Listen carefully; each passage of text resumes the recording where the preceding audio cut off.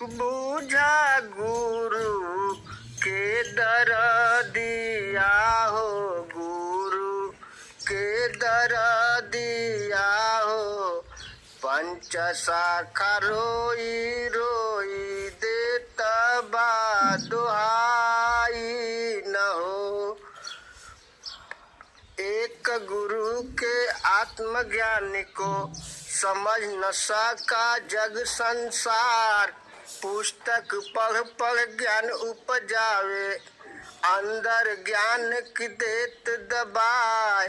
माई हऊ माई बूझा गुरु के दरदिया हो, गुरु के दरदिया हो।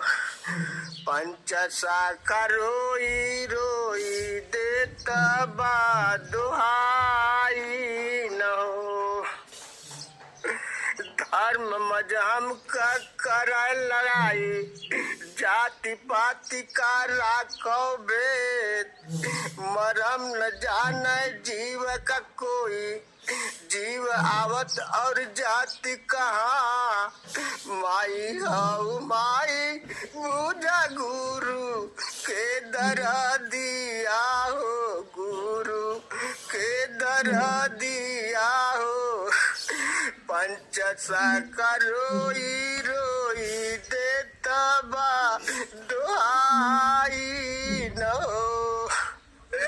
नरकलोक से चलता जीव है, मनुष्य तन में करे प्रवेश।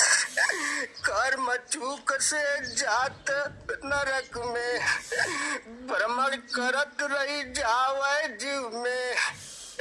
माई हऊ माई बूझा गुरु के दरदिया हो, गुरु के दरदिया हो।